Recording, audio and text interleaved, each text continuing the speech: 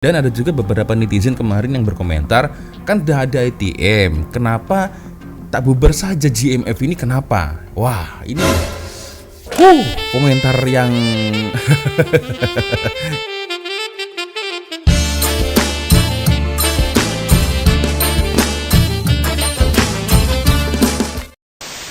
Yo Re, Assalamualaikum warahmatullahi wabarakatuh. Hai Re, bertemu lagi ya. Ada saya di sini Wak Lonjong, salam lonjong. Hia.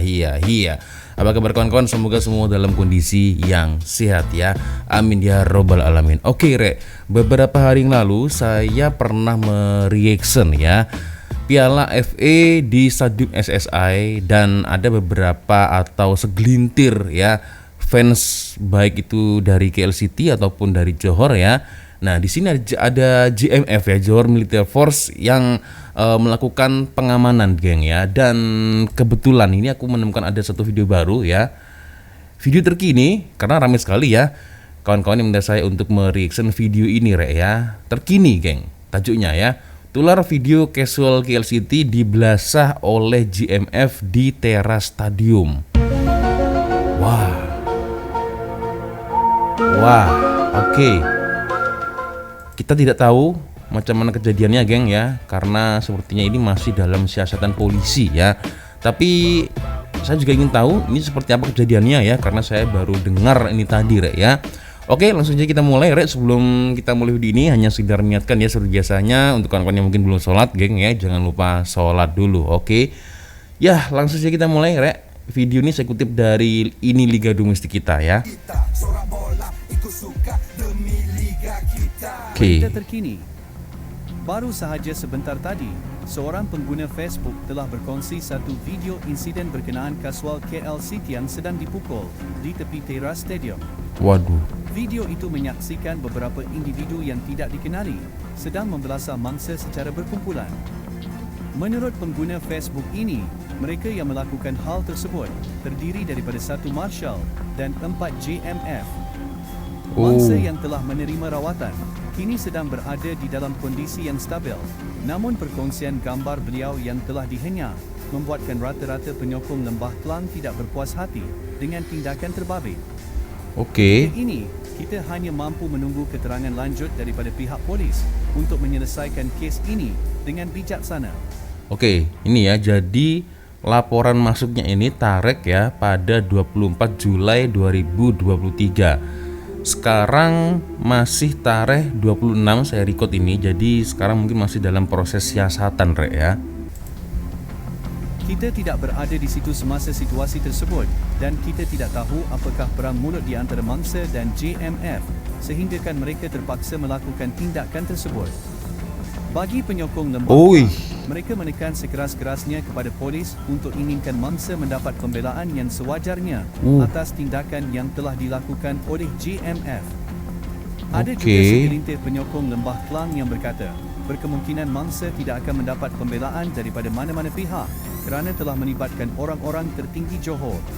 Admin tidak menangkan sesiapa, cuma ingin mengingatkan sesama kita untuk jadikan ini sebagai pengajaran yang mana kemana sahaja kita berdiri, adab dan tingkah laku adalah yang utama dalam kehidupan.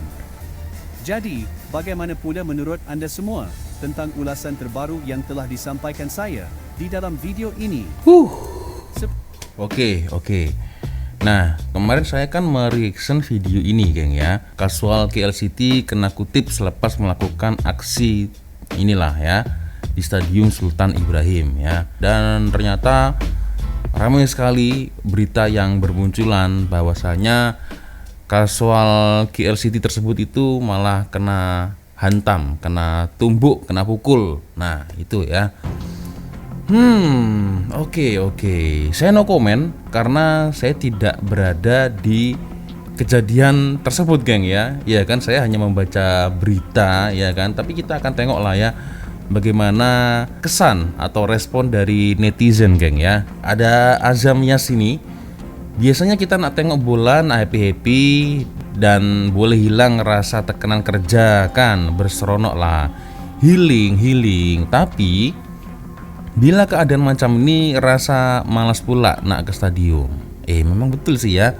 Karena kemarin itu saya melihat postingan dari page official Johor Darul Takzim itu tidak hanya pakcik-pakcik, tidak hanya abang-abang, keluarga pun juga ramai yang datang ke situ, geng ya. Ada anak-anak, ada emak-emak, ada akak-akak, satu keluarga family ini datang di Stadium SSI, geng ya. Gitu.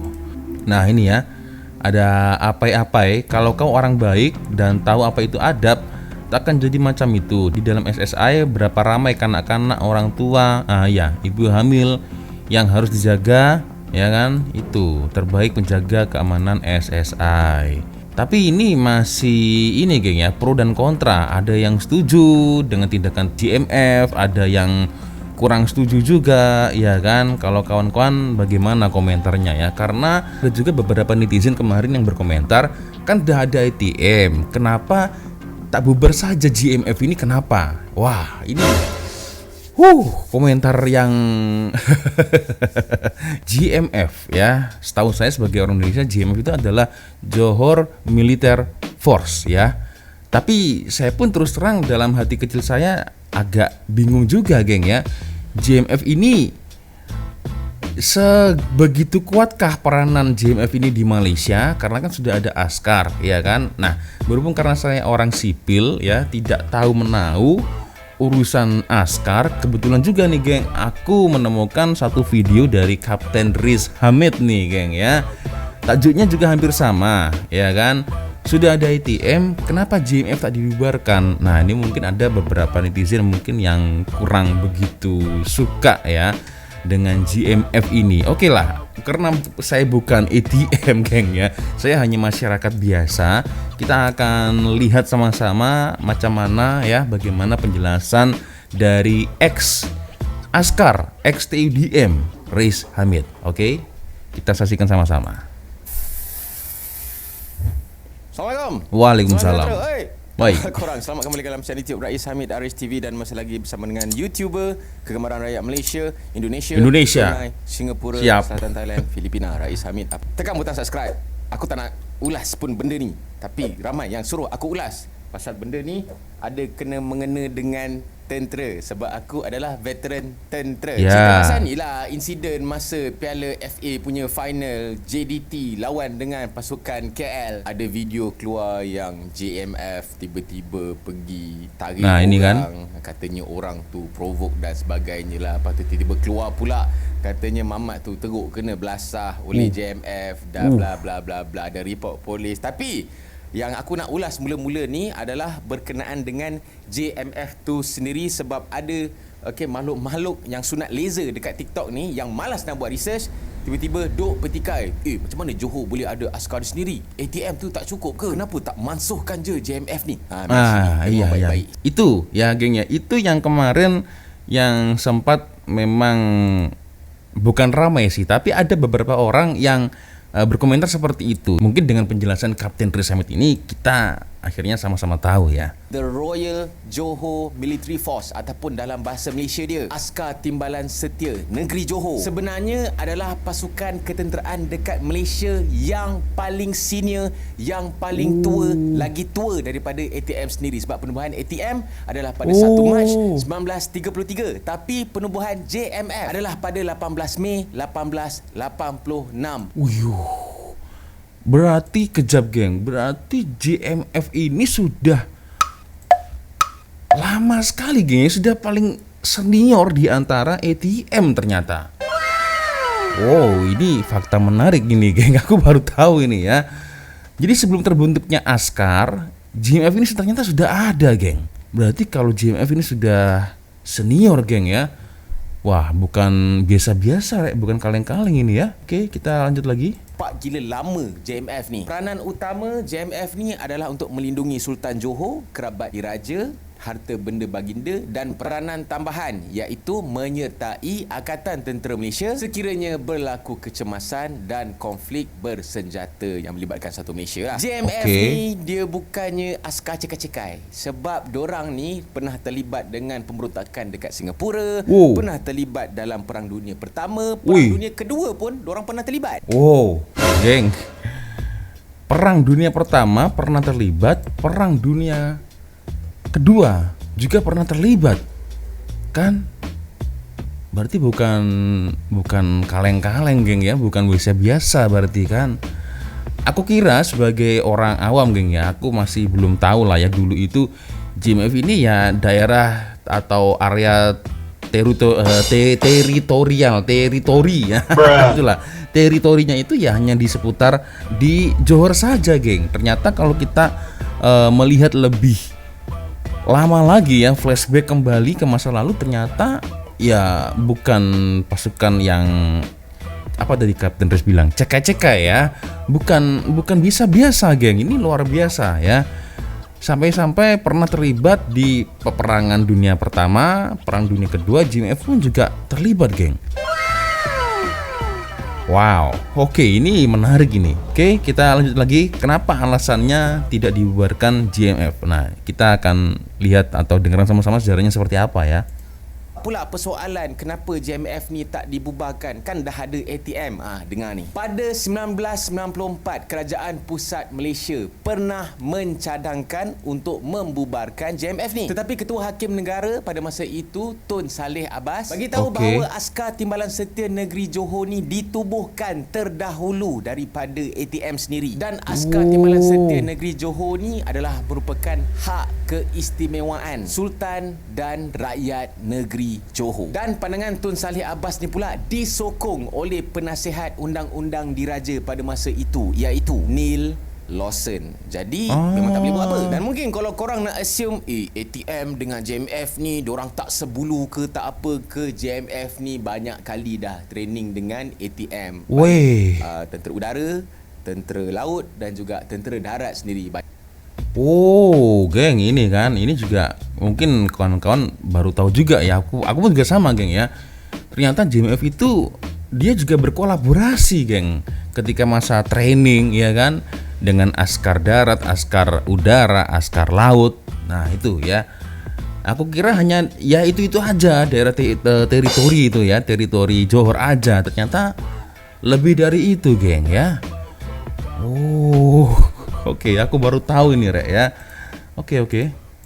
Banyak tentera darat lah. Jadi sebenarnya kalau dalam dunia ketenteraan Malaysia ni, antara ATM ke JMF ke, memang tak ada isu langsung, memang tak ada benda yang nak dipertikaikan pun. Berkenaan dengan insiden yang berlaku, sebaiknya aku tak bagi apa-apa komen sebab benda tengah dalam siasatan polis. Report polis yang keluar daripada mangsa tu pun bagi aku itu baru sebelah pihak. Kita pun tak dengar apa-apa statement lagi daripada TMJ sendiri ke, daripada mana-mana wakil daripada JMF sendiri ke. Disebabkan juga aku ni bukan orang Johor dan mungkin Johor ni dia ada undang-undang yang lain sikit ke, wallahualam, aku tak tahu.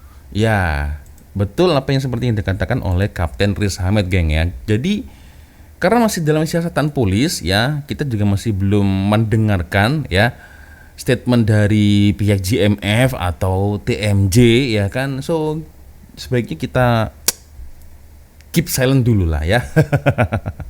Oke, kita lanjut lagi, Rek.